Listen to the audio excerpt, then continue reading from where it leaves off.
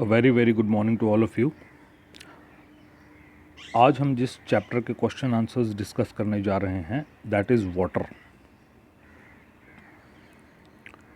So the first question is fill up the blanks. The process of changing of water into its vapour. पानी जब liquid state से vapour में change होता है that is called evaporation. Second, the process of changing of water vapour into water. जब water vapour again liquid form यानी water में change होता है that process is called, yes you are right, condensation. C, no rainfall for a year और अ मे और मोर may lead to.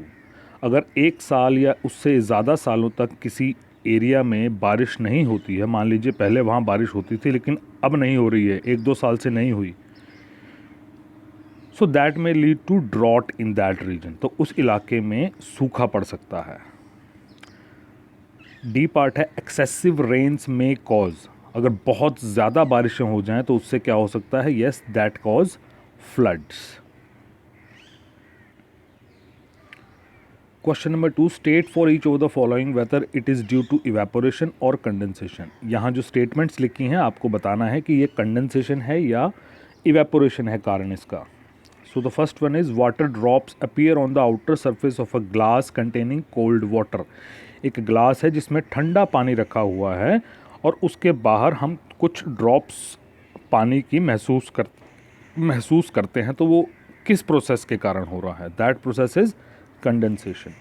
Steam arising from wet clothes while they are iron. अगर हम थोड़े थोड़े गीले कपड़ों के ऊपर इलेक्ट्रिक आयरन यानी प्रेस चलाते हैं तो उसमें से स्टीम निकलती है। ओके, हाँ ध्यान रखना प्रेस ठंडी ना हो, प्रेस गर्म होनी चाहिए, तो उसमें से स्टीम निकल रही है, सो that process is evaporation. Fog appearing on a cold winter morning. सर्दियों में हमने यहाँ पर बहुत सुबह सुबह फॉग देखी है ना, आप लोगों ने भी ऑब्जर्व किया होगा पंजाब में बहुत ज़्यादा फॉग पड़ती है, तो वो प्रोसेस जो है वो किसके कारण है, वो कंडेंसेशन के कारण है। Black board ड्राइज up after wiping it. हमने गीले कपड़े से अपने क्लास का ब्लैक बोर्ड साफ़ किया तो थोड़ी देर बाद वो सूख जाता है ना, दैट, तो वो कौन सी प्रोसेस के अंतर्गत हो रहा है, yes that process is evaporation. Last part है इसका, steam arising from a hot girdle when water is sprinkled on it. मान लीजिए हमने एक तवा रखा है, तवे को गैस पे गर्म कर दिया, उसके बाद हमने उस पर कुछ पानी छिड़का, तो पानी छिड़कने से क्या हुआ, उसमें से स्टीम निकलने लगी, so that process is also evaporation.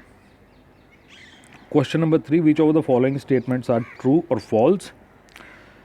First part देखिए, water vapour is present in air only during the monsoon.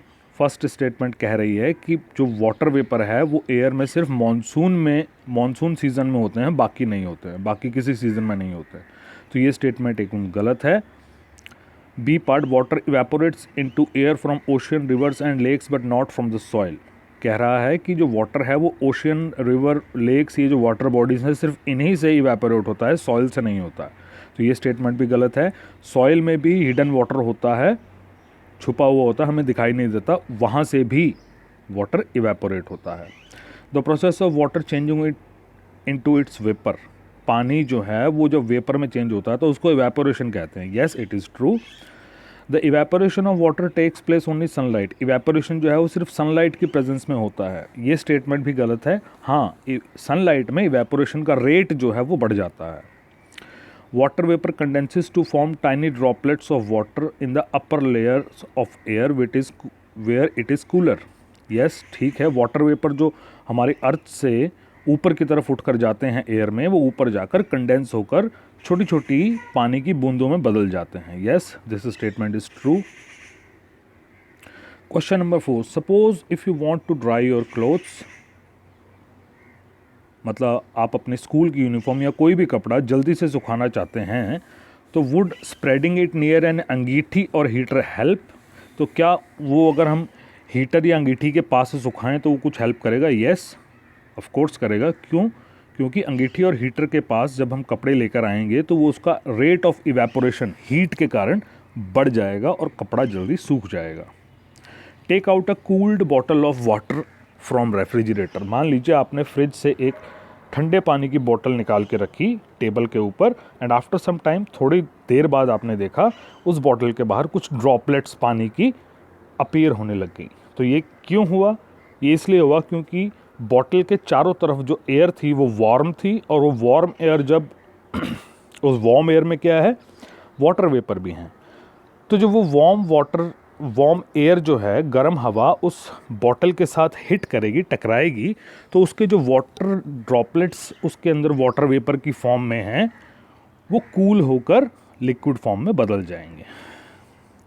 इसलिए हमें उस बॉटल के बाहर जो है वो टाइनी ड्रॉपलेट्स अपीयर होते हुए दिखाई देते हैं। To clean their spectacles people often breathe out on glasses to make them wet. ये भी एक बहुत ही प्रैक्टिकल एप्लीकेशन है जो हम रोज़मर्रा की ज़िंदगी में करते हैं। Explain why the glasses become wait. ये एक्सप्लेन करना है कि ग्लासेस वेट कैसे हो गए। तो जब भी हम मुंह से अपने हवा निकालते हैं इस तरह करके, तो हमारे मुंह से जो हवा निकलती है वो थोड़ी गर्म होती है, तो उस हवा में वाटर वेपर्स भी होते हैं।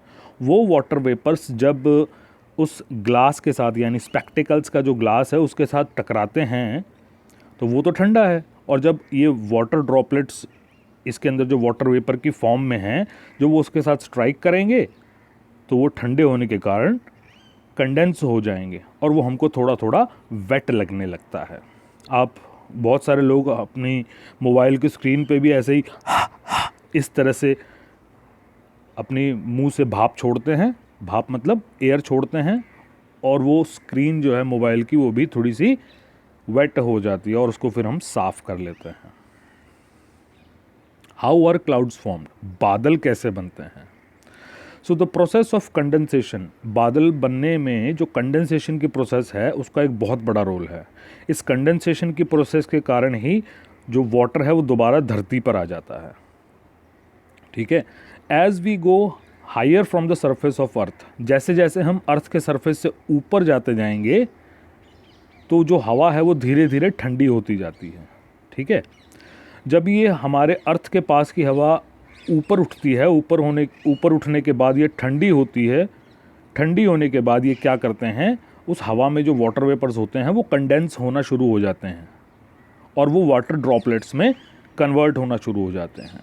यही वाटर ड्रॉपलेट्स जो हैं वो हमको क्लाउड्स की तरह अपीयर होने लगते हैं, और जब उन क्लाउड्स में वो जो वाटर वेपर इकट्ठा हो रहे हैं, जब वो बहुत ज़्यादा हो जाते हैं तो वो रेन के रूप में अर्थ पर दोबारा फॉल हो जाते हैं। When does a drought occur? ये ड्रॉट मतलब सूखा कब हो सकता है? बच्चों, अगर किसी रीजन में, इलाके में बारिशें होती हैं और वहाँ 2-3 साल तक बारिशें ना हों, तो क्या होगा, वहाँ की जो सॉइल होगी ना, मिट्टी होगी, मिट्टी में जितना भी जो वाटर होगा मिट्टी में, वो सारा का सारा इवेपोरेट हो जाएगा।